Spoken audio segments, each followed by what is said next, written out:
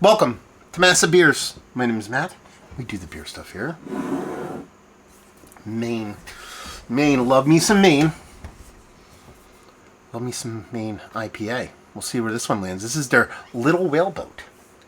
I thought I actually reviewed this. Something about it, the name of it, kind of was like, oh, I reviewed this before. I'm like, I'm going to get it anyway because it's really fresh.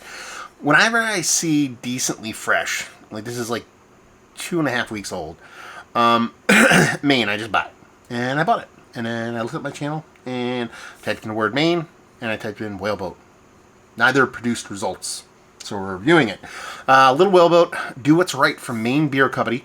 Little Whaleboat Islands made up of Little Whaleboat, Nate, and Tuck, are a cluster of 3 small islands and ledges in Casco Bay, a vital link in the chain of protected islands conserved by the Maine Coast Heritage Trust. Protection of these islands provides sanctuary to a range of wildlife, including seals, seabirds, shorebirds, wading birds, and while preserving a unique place off the coast of Maine for future generations to experience. I believe they don't say it here, but I think proceeds of this or Maine helped facilitate preserving those islands in some way. So good on them. You know, they're 1% for the planet member. They're probably B Corp, the whole nine. They do what's right, basically what they have on the label here. 6.5%. And I always talk about pricing when it comes to beer, and these Maine 16-ounce bottles, same volume as actually, is it 16 or is it 16 and change? Did they actually? I think it's just straight up 16, right? No, 16.9 fluid ounces. I talk about 6.5% cans of IPA that's really good. Cans. Perfect world. Perfect world. I really want that to come in around $13, $14. This bottle probably cost me $7. You do the math. $28.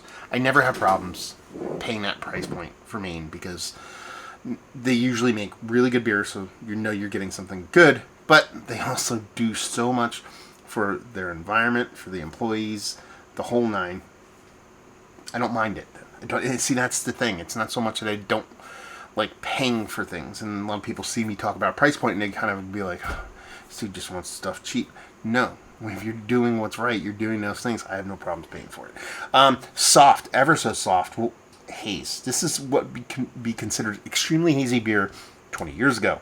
Not the case so much, but soft little haze and this nice straw-like kind of body to it. This soft little soapy, lacy soapy kind of head to it that if you give it a swirl, it comes back with a vengeance. Looks like pretty beer. Let's put it that way. Give it another whirl. Give it a nose. Very delicate.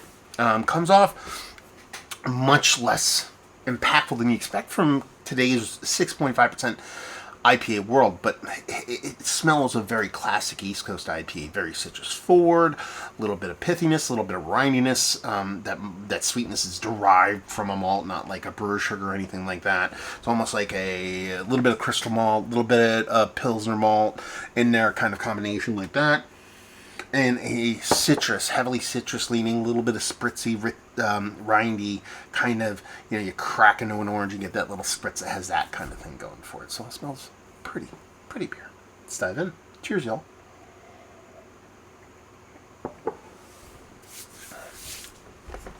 Summer in a glass, baby. Man, it's really, really, really, really tight, clean beer. Reminds me a lot of West Coast IPA.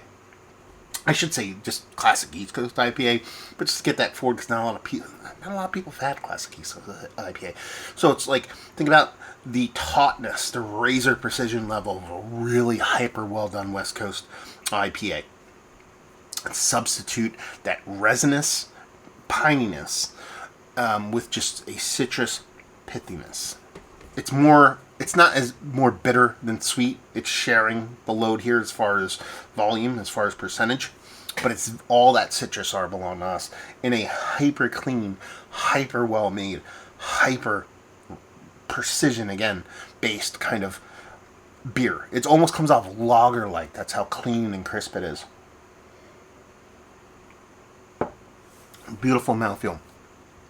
Again, dense enough to where you know you're drinking something of an appropriate ABV level, but clean and crisp enough to where you can drink it very easily. It's not going to be confused with thick or dense beer of today's world, but really, really, really beautifully well done kind of base malt that everything is propped up on, and everything about the beer kind of is cemented by that foundation of those malts. Because then you get into the hop side of things, and it's what I would say is bursting with hops in a very classic kind of way.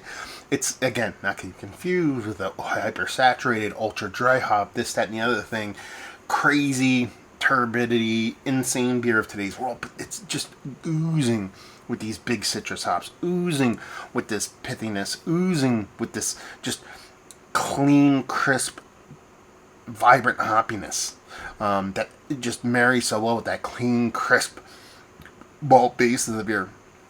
And that beautiful mouthfeel. Absolutely fantastic beer. This is the beer I want to drink and not really talk about, to be perfectly honest with you. It's kind of one of those ones where I just want to drink this. I want to drink this on draft at the brewery for an afternoon. Might get a little bit tipsy, sure. But you know, that's what Uber's for. Get a nice place right down the street. Just sit there and just watch the day go away. That kind of beer. It's that kind of beer for me. You know, like I was, you know, a big fan of Anthony Bourdain. A lot of people were. And a thing popped up about his ideas on Paris, France, and how so many people make a pilgrimage to Paris and ruin the experience by just trying to do everything they can, you know. And I think that's kind of, I think that is a very similar thing with beer. You know, a lot of people, they try to go to, let's go to Treehouse. Okay, well, what's close to Treehouse? Well, if we go this way, we can go here, here, here, and here. Go there, there, there, and there. I've done it. I do it too. I'm not making fun of that lifestyle. But there's something to be said, and this is kind of what he's speaking towards, is that, you know, you go to Paris, just go there and just take 1 or 2 days where you sit down at a cafe and you drink a beer, have a glass of wine, and walk with no direction to some other place and sit down and have something to eat and watch people walk by and that kind of thing. And that's what this beer kind of inspires me, is to go to a brewery like this and sit down and be like, can I have a pint? Please. Drink that. Look around, chat up a bunch of people. Can I have another pint, please? That kind of thing where you're enjoying the moment, enjoying the experience rather than trying to cram everything into it.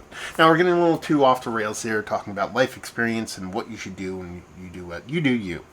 I'm just saying that's the way this beer kind of comes off to me, is that something that is meant to be a part of an experience in a very positive way. Maybe I'm reading a bit too into it. Maybe I'm thinking about it a bit too romantically because of my past thoughts and loves of Maine Brewing Company. But what I can say, to get it back completely on the rails, is that this is extremely well-made beer and probably one of the better hop-forward beers that I've had of recent memory, to be perfectly honest with you. There's ones that have impacted me more, the ones that are just been bursting with more, but as far as a combination, especially when you separate this from West Coast IPA, because it is not West Coast, but it is so much similar to that. So with the new skull hops, with that citrus, with the cleanliness of the beer, and being its own thing that you don't see really all that often anymore, it stands on its own in a very beautiful way. I love this beer. There you go. Citrus abounds, beautiful mouthfeel, hyper precision, well made, malt showmanship, hop fantasticalness. Maine, little whaleboat. Winner. This is one of the better IPAs I've had as of late. Yes, Mount Rushmore status, without a doubt. Value and availability. Like I said, it was probably, I want to say it was $7 for a bottle. That, when you times up by 4, sounds expensive. Again, at the beginning, listen to all that stuff I said. I have no qualms with that price point. Leave you with, if you like what, will you like this? I say this without trying to sound like a jerk. If you like beer, you'll like this. I know some people say, oh, if you like beer. That's it, man. I understand some people don't like IPAs. I get it. But if you really do enjoy beer, if you don't like this, I don't know what to tell you. Maine, have you been to the brewery? Have you had their beers? What's your favorite Maine beer? Have you had this beer? What are your thoughts on any of those or all of those down there? Hopefully you enjoyed the review. Hopefully you're enjoying a little Maine right now. Hope we'll see you next time. Cheers, y'all.